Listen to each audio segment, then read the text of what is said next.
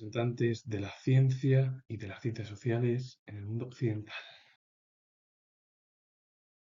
George Henry Lewes fue filósofo británico, destacado representante con Darwin y con Spencer del evolucionismo. La obra es Historia de la filosofía desde Tales, de 1851. Un filósofo pensador que dejó huella al final en el evolucionismo, lo cual, bueno, destacan las figuras como Darwin, Spencer también, en la cultura anglosajona. Paolo Mantegazza fue antropólogo y médico, creó el Museo de Antropología y Etnografía de Florencia y fundó en Pavía el primer laboratorio de patología experimental de Europa. Fue uno de los defensores de la teoría evolucionista de Darwin. En 1851 descubrió la reproducción de las bacterias mediante esporas y una de las obras es Fisiología del placer de 1880. Un hombre, bueno, que siguió los postulados o el pensamiento darwinista, que creó al final un museo de antropología y etnografía en Florencia, que creó el primer laboratorio de patología experimental también en Pavía y que en 1851 descubrió la reproducción de las bacterias mediante esporas. Un hombre, bueno, pues que dejó huella en el ámbito científico no solo de su país, sino a nivel europeo. Estados Unidos también dejó huella en las ciencias. Luther Burbank fue naturalista y botánico estadounidense, pionero en la producción de numerosas variedades de plantas, flores y frutos. En sus inicios estuvo influido por las obras de algunos autores, principalmente modificaciones en plantas y animales bajo domesticación de Charles Darwin o las teorías de la herencia de los caracteres adquiridos por Lamarck. Y una de las obras que dejó Burbank, o bueno, de sus obras más importantes, Nuevas creaciones de 1893-1900. Un hombre que dejó huella en el ámbito anglosajón estadounidense, pero por la influencia al final de la cultura anglosajona de Darwin o de Lamarck, es decir, europea.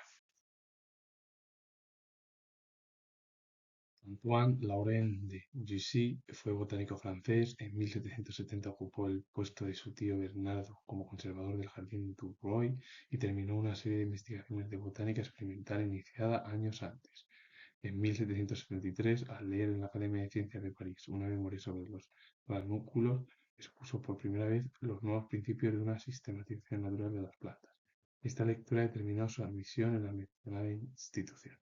La obra es Los géneros de las plantas dispuestos según los órdenes naturales de 1789, considerado como el fundamento de la moderna botánica sistematizada. Con esa obra lo que se llevó a cabo es la modernización de la botánica, siendo el botánico, que estuvo además como conservador de un jardín Roy, que realizó investigaciones de botánica experimental cada años antes. Además, él mismo hizo una serie y que al leer, bueno, pues se interesó en la Academia de Ciencias de París por los ranúnculos, pues al final les puso la sistematización natural de las plantas y como, bueno, pues todo ello, cómo se reproducen, cómo viven y cómo habitan la propia flora.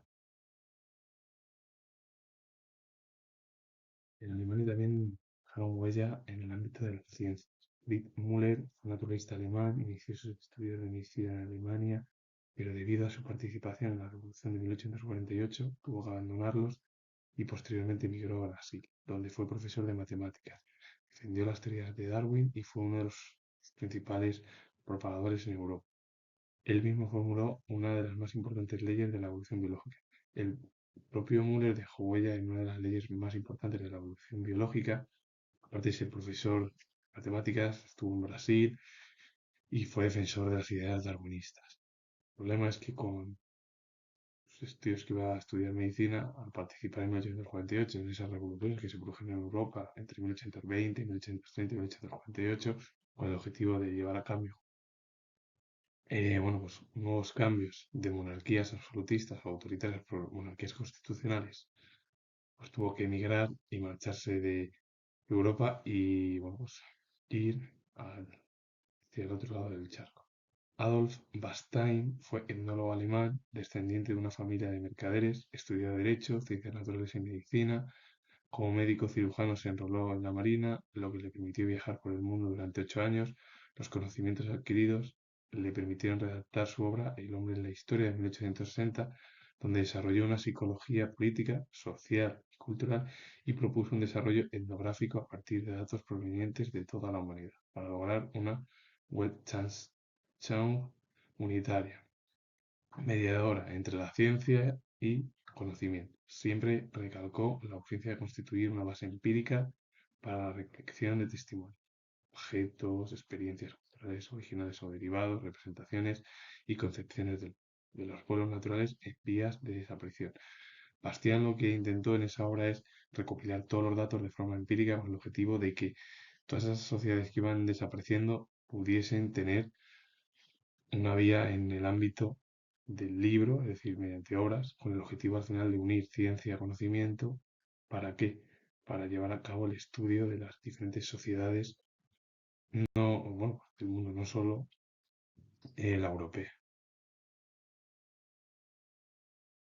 España dejó huella en el ámbito de las ciencias, con dos ejemplos. Ramón Margalef fue naturalista y ecólogo español, pionero en la introducción de los estudios de ecología marina y autor de numerosos trabajos de renombre, dentro y fuera del país, por su contribución al desarrollo de dicha disciplina durante el siglo XX, y la obra es Ecología de 1974. Abelino Gutiérrez fue filántropo y médico cirujano español. Después de acabar la enseñanza secundaria, emigró a Argentina, donde residía su hermano. Estudió medicina en la Universidad de Buenos Aires y ahí obtuvo un título de graduado en 1890. 4 años más tarde fue nombrado profesor suplente de anatomía topográfica, especialidad de la que pronto obtuvo la plaza de profesor titular. Una de las obras es Tratamiento quirúrgico de la coleliatiasis. Ambos dejaron huella en el ámbito de las ciencias, también de la filantropía, con el objetivo, bueno, pues, de mejorar la ciencia del siglo XIX y, bueno, pues del pasado siglo como del actual. Claro, sin ciencia es imposible, pues, en muchas ocasiones, salvar vidas. Por ello, la ciencia es importantísima, al igual que la antropología, como estoy hablando, que la gran mayoría son ejemplos al final de ciencias, salvo alguno, de ciencias sociales. Y para finalizar, me adentro en Suiza con Agustín Pirame de Candolle, que fue botánico suizo, uno de los fundadores de la sistemática botánica, profesor en la Universidad de Montpellier y fundador del Jardín Botánico de Ginebra. Revisó la obra Flora francesa de Lamarck y emprendió la redacción de la obra Sistema Natural del Reino Vegetal, obra monumental que tenía como objetivo describir todas las plantas conocidas.